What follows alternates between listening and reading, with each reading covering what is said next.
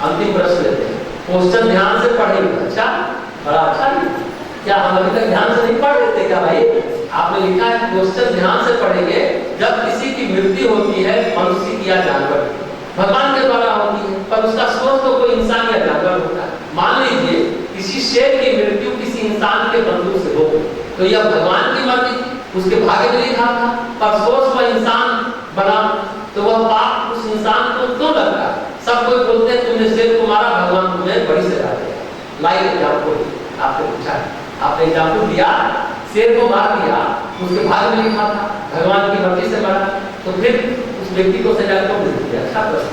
अब कठिन सवाल है, उसका सरल उत्तर सुनिए। कठिन सवाल का सरल उत्तर, पाप लगता है अहंकार को और पुण्य भी लगता है अहंकार को। अगर आप अहंकार से भरकर कोई कर्म करते हैं तो आपको पाप नहीं लगेगा और पुण्य भी लगेगा। और जब आप अहंकार से मुक्त होकर कर्म करते हैं तो आपको न पाप लगता है न पुण्य।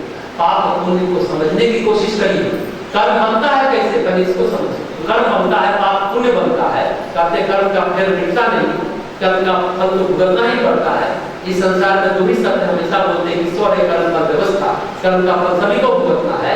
कर्म बनता कैसे, पहले इसको समझिए तो आपके अंदर का की दुविधा, आपके अंदर जो शंका है, जो जिज्ञासा है, वो चलिए। आपको किसी व्यक्ति से प्रॉब्लम है, सोचा नहीं मैं इसको मारूंगा, एक इच्छा, फिर एक प्राण का बल आया, संकल्प नहीं मैं इसे मारूंगा, आपने मारा कर्म, क्योंकि उसमें इच्छा है, संकल्प का बल, और आपने कर्म किया, कार्य किया, मारने कर्म बन गया।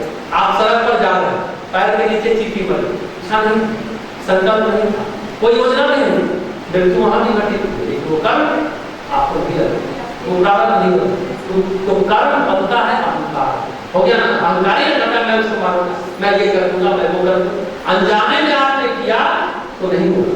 ये बात समझने की है। तो कहने का मतलब है आपने अगर डंडा उठाया, कुत्ते को मारा तो कर्म लगेगा, समझे ना, क्योंकि कर्म लगता है अहंकार। अब बात रही सोर्स यानी निमित्त। आप पूछेंगे निमित्त को पाप क्यों लगेगा, भगवान को लगना चाहिए, आप पूछ रहे हैं भगवान ने मारा। देखिए सबसे पहले भगवान नहीं मारा, आपका कर्म ही आपको मारता जिलाता है, सबकी आपको देता है, आपका कर्म आपको मारता है। काल कहिए, भगवान कहिए, प्रकृति कहिए, परमात्मा एक व्यवस्था है जो आपने किया उस अनुरूप से फल देगी। और काल भी जो समय क्या करता है, काल यानी समय, काल करता है, बोलते काल की गति है, काल बड़ा भयावह है। भगवान कृष्ण गीता में कहते हैं मैं कालोस्मी काल हूँ। काल की बात, समय की बात करते हैं तो ज्योतिष शास्त्र क्या है, भगवान की व्यवस्था का अध्ययन है। ज्योतिष में 3 घटक होते हैं, स्थान, समय और उसके आधार पर कर्मों का लेखा है। बस ज्योतिष शास्त्र स्थान मानता है, समय मानता है, time over date of birth मानता है, प्लेस मानता है, उस आधार पर कर्मों का लेखा जोखा कर देता है। पुण्य है तो सुख मिलेगा, पाप है तो दुख मिलेगा। कर्म के परिपक्व होने का इंतजार किया जाता है, उस अनुसार कर्म का फल होता है। उसी को आप शनि कहिए, राहु कहिए, जो कहिए। समय आपके कर्मों को उभारता है, कहते ग्रह ने, राहु ने ये कर्म हुआ, 10 को उभार दिया, शनि ने उभार दिया। काल के घटक हैं या सेवक है, ये लोग जो 9 ग्रह हैं और 27 नक्षत्र है और ये 12 राशियां हैं, ये समय के सेवक हैं, काल के अनुचर है। ये समझे ना, ये आपके कर्मों को उभारते हैं और कर्मों के आधार पर आपका स्थान बदल देते हैं। आपका जन्म यहाँ होगा, शादी कहीं और होगी, नौकरी आप कहीं और कर रहे होंगे, स्थान बदल देता है, कर्म उभारता है तो स्थान बदल जाता है। कर्म टूट जाएगा तो वह स्थान छूट जाएगा, कर्म के अनुसार स्थान बदल जाता है।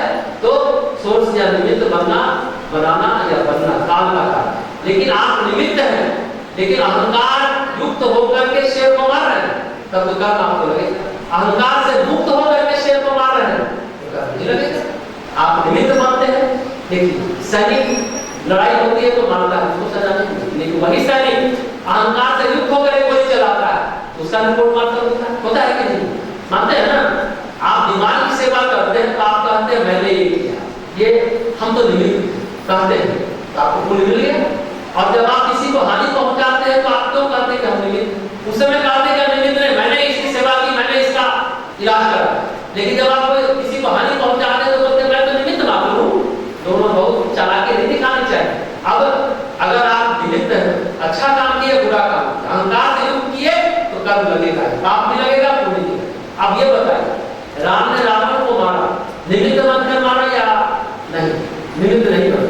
राम के बारे में आप क्या सोचते हैं? आपसे हम प्रश्न बताइए, बोलेंगे? बताइए, राम ने भी रावण को मारा तो निमित्त नहीं थे, पत्नी को छुड़ाने के लिए मार रहे थे, सीता को छुड़ाने के लिए मार रहे थे, राम ने निमित्त नहीं थे, तो उनको भी पाप अर्थ मिल जाएगा। हाँ, ये बात सही है, कर्म का फल उसको मिलता है, इसको भी जो भी मारेगा उसको उसके कर्म के फल का दंड है। रावण का कर्म का फल था जो राम के माध्यम से, ये बात सही है, लेकिन उन्होंने धर्मानुसार मारा, धर्म के अनुसार मारा, धर्माचरण के साथ मारा, लेकिन निमित्त होकर नहीं मारा।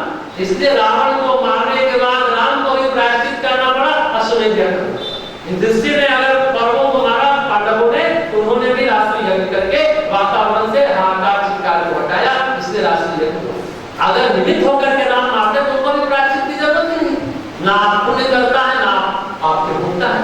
अगर निमित्त है तो पाप कौन करता है, पुण्य कौन करता है? तो ये अहंकार है। जब आप अहंकार मुक्त है तब आप निमित्त है। निमित्त कौन है?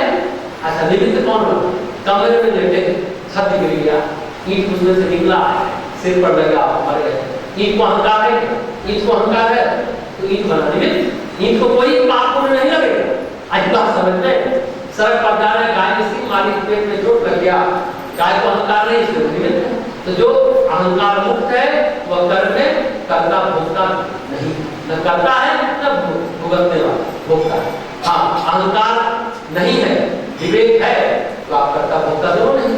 लेकिन सोच इंसान बने या जानवर, जो आपने पूछा, कोई भी सोच बन, इंसानी जानवर नहीं, निर्जीव पदार्थ की सोच बन। जैसे रास्ते में पेड़ गिर जाएगा, बिजली गिर जाएगी, पहाड़ गिर जाएगा, लैंडस्लाइड होगा, तो ये अहंकार नहीं। जो अहंकारी है वो निमित्त होने के साथ कर्म करता है, तब भी वो पाप का भागीदार बनेगा। अगर अहंकार उसके अंदर है, भले वो अपने को निमित्त करता। आगे बात समझ में, लेकिन ये काम प्रकृति का, परमात्मा नहीं सजा देता, प्रकृति कर देता।